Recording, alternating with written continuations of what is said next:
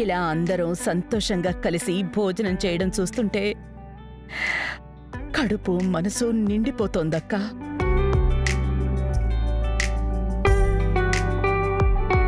కలకాలం ఈ ఆప్యాయత అనురాగాలు చెదిరిపోకుండా ఇలాగే ఉండాలక్కా.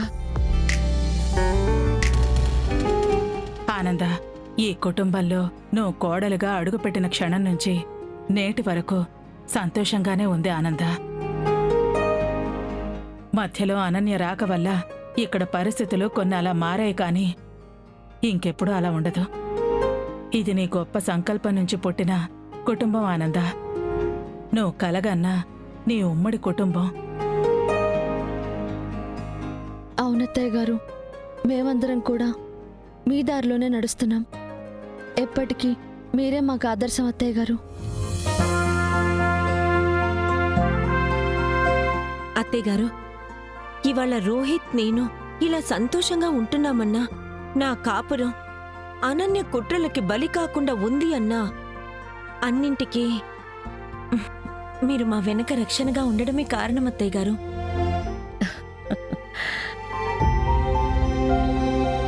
లేదంటే ఇవాల్టి రోజుని మేము చూసేవాళ్ళమే కాదు. ప్రీతి చెప్పింది ముమ్మాటికి నిజమే కదా ఆనంద. ఈ ఇంట్లో నువ్వంటూ ఉన్నావు కాబట్టి ఈ ఇల్లు దేవాలయంగా, ఆనంద నిలయంగా ఉంది.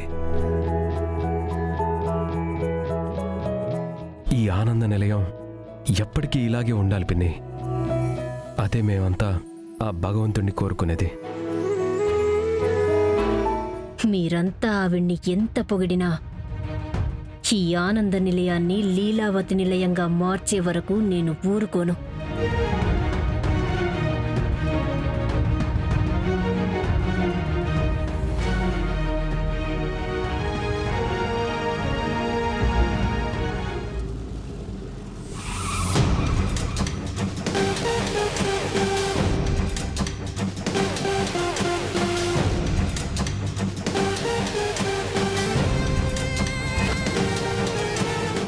ఎవరు ఎన్ని ప్రయత్నాలు చేసినా చివరికి ఈ ఇంటి పేరు అనన్య హౌస్గా మారాల్సిందే.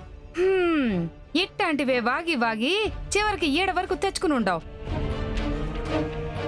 అయినా నీకు చట్టం బెయిల్ ఇచ్చి ఇట్ట బయటికి వదిలుండదు, కానీ ఈ ఇంట్లో వాళ్ళు నిన్ను బయట నుంచి లోపలికి రానిస్తారనుకుంటాండావా? వద్దమ్మి, అర్థం చేసుకో. వచ్చిన దారిని వెళ్ళిపోదాం. ప్రాణాలతో చెలగొట్టం ఎందుకు చెప్పు? అమ్మా, మళ్ళీ మొదటికొచ్చావా? చూడు, ప్రతి సీన్లో నిన్ను ఫ్రెష్గా మోటివేట్ చేస్తూ టైం వేస్ట్ చేసుకోలేను. నోరు మూసుకొని పద. లా మనలాంటి వాళ్ళ కోసం వాడుకోవటానికి బోలెడన్ని సెక్షన్లనిచ్చింది. వాడేసుకుందాం. పద.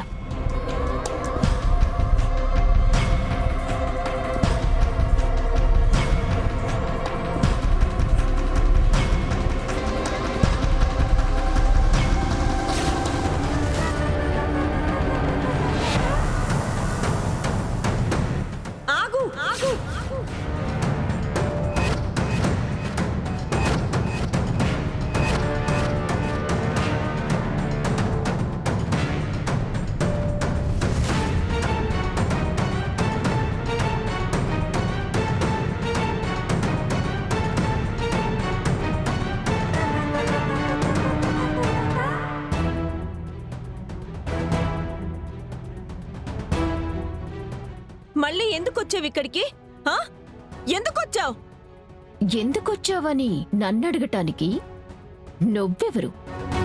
ఈ ఇంటి సెక్యూరిటీ గార్డ్వా?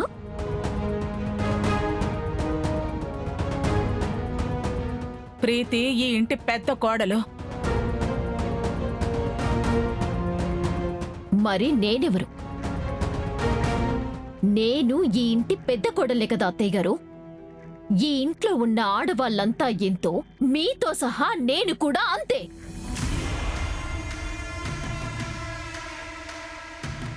ఏయ్,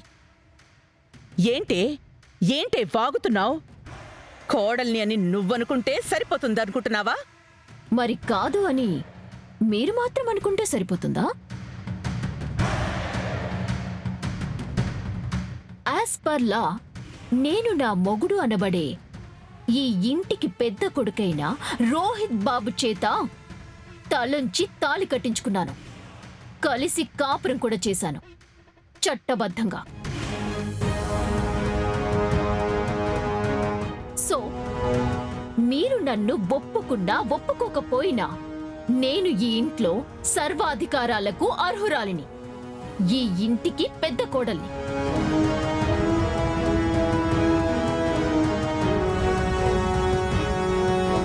దాన్ని కాదు అనే హక్కు ఆ భగవంతుడికి సైతం లేదు. ఇంక మీకుంటుందా? ఏయ్, హక్కులు అధికారాలు అంటూ ఏంటి నోటికొచ్చినట్టు పేలుతున్నావు? ఆస్తి కోసం నన్ను కిడ్నాప్ చేయించిందే కాక నేను చచ్చిపోయానని కూడా అందరినీ నమ్మించావు. నా కుటుంబం నుంచే నన్ను శాశ్వతంగా దూరం చేయాలని చూసావు. అలాంటి నువ్వు నాకు భార్య ఎలా అవుతావు? చూడు మొగుడా, ఈ ఇంట్లో వాళ్ళు నాకిచ్చే విలువను బట్టి నా చర్యలు ప్రతిచర్యలు ఆధారపడి కదా ఉంటాయి. హలో, ఏంటి మెళ్ళో తాళుంది కదా అని మొండిగా వాదించేసి మాట్లాడితే నీ వాక్చాతుర్యాన్ని చూసి భయపడి వెనకడుగు వేస్తావనుకుంటున్నావా? పిచ్చి మొహమా, నువ్వు ఎంత చేసినా మొండిగా ఎడ్డవంటే తెడ్డవని డ్రామాలాడినా ఏం ఉపయోగం ఉండదు. చట్టం పేరు చెప్పి నీ పిచ్చి చాతుర్యం ఎంత ప్రదర్శించినా కోడలిగా కాదు కదా, ఈ ఇంటి పనిదానిగా కూడా నీకీ ఇంట్లో స్థానం లేదు. మర్యాదగా అతి సున్నితంగా హెచ్చరిస్తున్నాను, పో ఇక్కడి నుంచి. పో! కాదు కూడదు తెగే వరకు లాగుతా, నోటికొచ్చినట్టు వాగుతానంటావా? నీ పర్ఫార్మెన్స్ యొక్క పర్యవసానం నెక్స్ట్ లెవెల్లో ఉంటుంది. అంతవరకు తెచ్చుకోవద్దు. చా, ఇప్పుడు నేను భయపడాలా అత్తయ్య గారు? పెద్దమ్మా, భయపడదామా? మనకెందుక మీ భయము? అన్నింటికి సిద్ధపడేగా వచ్చుండాము.